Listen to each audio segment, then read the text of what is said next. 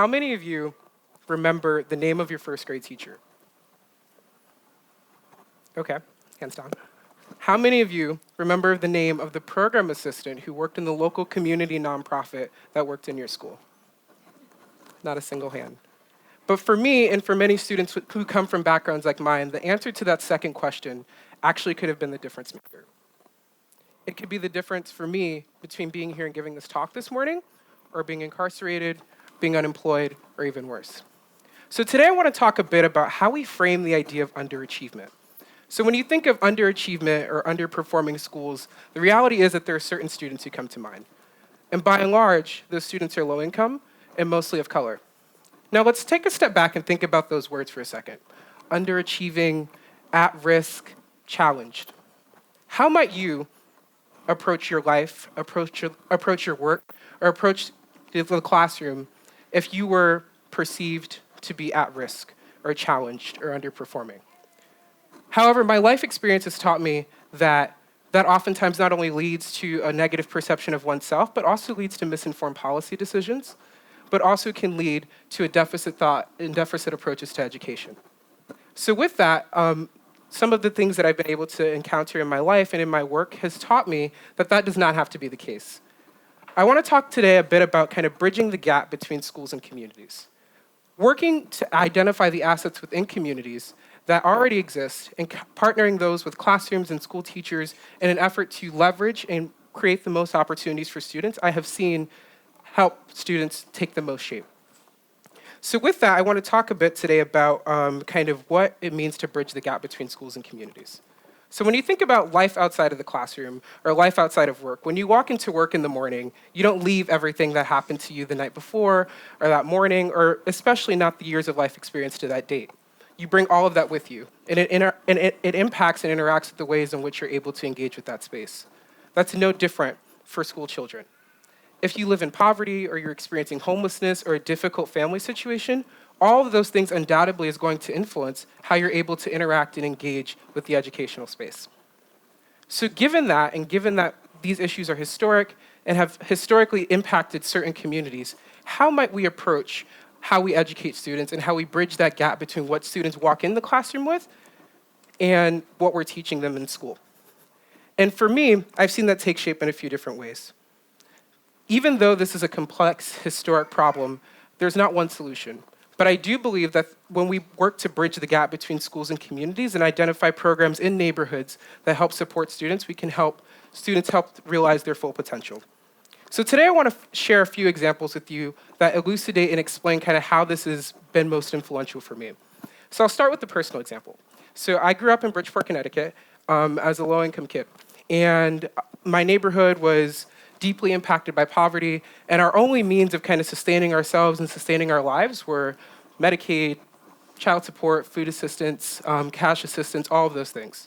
So in light of that, going back to kind of how I interacted with the educational space when I walked through the streets of the east side of Bridgeport, all those things came to school with me.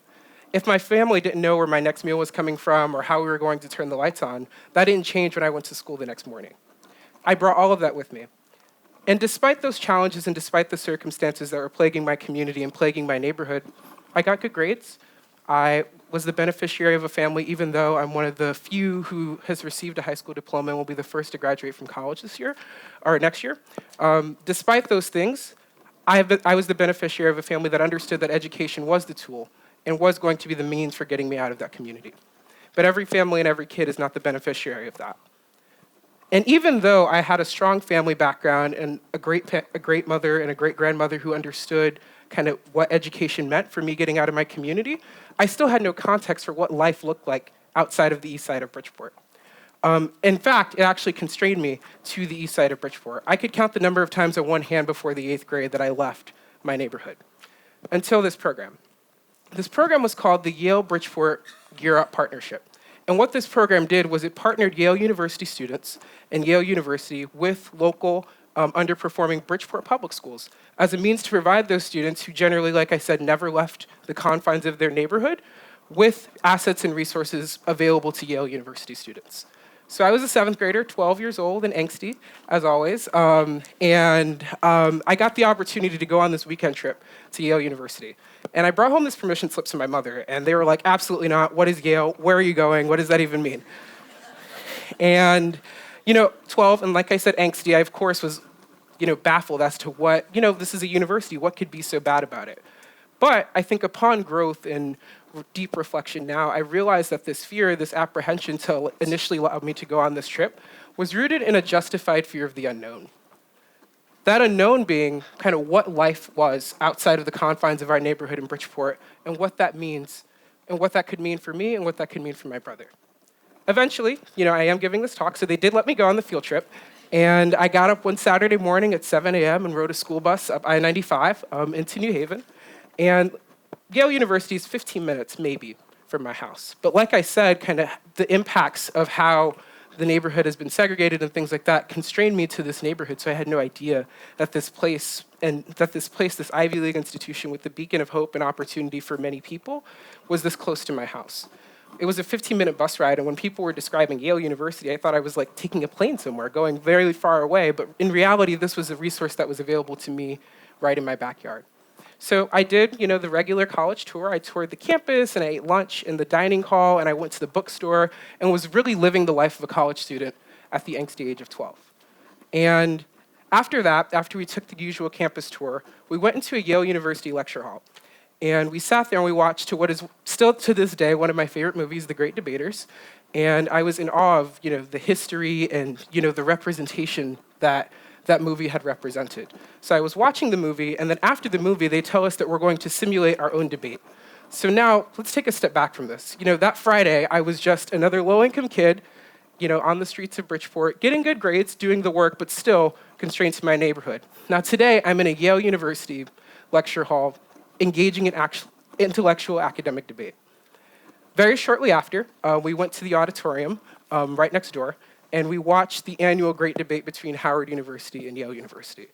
And I'm in awe of people who look like me on stage engaging in immense academic debate on an Ivy League campus at an Ivy League institution 15 minutes from my house. I get on this bus and I'm completely nerding out. I'm like, what has happened today? It's been the most amazing 12 hours of my life, and I've seen a world of difference, and I still cannot believe that this was 15 minutes away from my house. And on that bus, I remember thinking to myself, I'm gonna go back there. I deserve to be there. I'm going to go to college someday. And after that, I embarked on a journey that would later lead me to here and to kind of being the student and the person that's talking to you today. So that's example number one. Example number two comes from the work that I've been able to engage and embark on here in DC. So as a college student coming to DC, I share a lot with many of my peers who decided they were going to come to Washington, DC for study. I was interested in national politics. I wanted to see the National Mall, Congress, the White House, all of those really cool, amazing things. But I came to the city and, of course, was in awe of all that this city had to offer and kind of the opportunity here and it being such an international beacon of hope for so many people. Though, very early on in my life, I had the opportunity, life here on campus, I had the opportunity to work in all 8 wards of DC. And they felt like 8 completely different places, similar to the Fairfield County that I grew up in, where you could be 15 minutes standing in poverty, in abject poverty, and only surrounded by folks who look like you and share the same income bracket, and 15 minutes down the road, be at Yale University. I felt the same thing here in DC and was baffled. I had come to DC for, to get trained and to do policy and things like that. But the same kinds of inequality that I saw deeply rooted in my own community and neighborhood manifested itself here in Washington, DC. And I wanted to do something about it. And as I continued to work in the city and work with communities and work with parents and work with families, I determined that the void in the district was similar to the void that I experienced in my own neighborhood.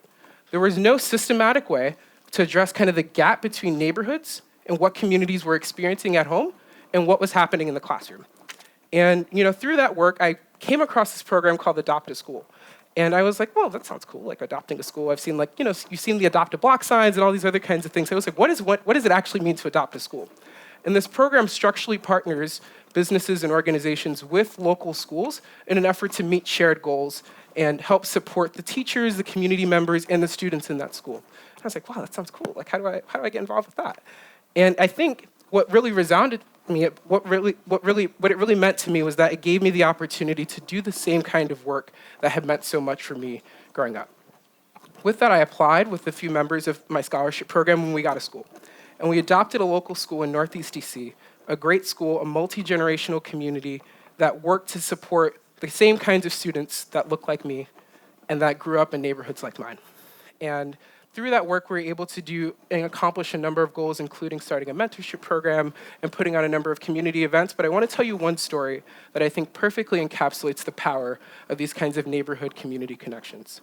This April, we brought almost 200 students to campus. Now, it was a lot, of course, and it meant like a lot of logistics and coordinating and things like that. But from a structural standpoint, LaSalle Backus, the school that we adopted, is 15 minutes down the road. Similar to the Jetty S. Tisdale Elementary School in Bridgeport that I went to, that was 15 minutes down the road from Yale. And it took the effort, of course, of a number of people and a great team of dedicated teachers and students and community members and college students on our end. But the reality is that it was connecting students 15 minutes down the road. And we saw what the power of that connection could do and mean for a student who was getting good grades and achieving and saw the potential in themselves, but didn't have the access and didn't have the exposure and didn't understand how to attain that. So with that, we brought the 200 students to campus from ages 6 all the way up to 8th grade, and the beaming eyes, I felt like I was seeing myself again in so many of these little kids who had never had the option to attend or see a university like ours, even though it was 15 minutes down the road. I remember kids walking up to me saying, like, oh my gosh, like I just stuffed my face with ice cream, or I just ate all the hot dogs I could have ever eaten or imagined. Is this what college is like? You can eat unlimited pizza. What does this mean? And I think in that, even though, like, yes, they were stuffing their faces with ice cream, they were also running around a college campus. And they were seeing college students who looked like them and were 15 minutes away from their house. And that is powerful. And that is powerful. So with that, I wanted to take a step back and analyze kind of what these two examples teach us. I think first, we have to think about the ways in which, like I said, these resources and assets are 20 minutes apart. And the effort it takes to connect resources in communities and use the assets and things that exist within communities as a means to bring people together saves time, resources, and efficiency. Secondly, like I said, access and exposure is key. It means a world of difference to be able to bring people together and engage across difference in a meaningful way, both for people as a part of institutions, but also for those students and their families.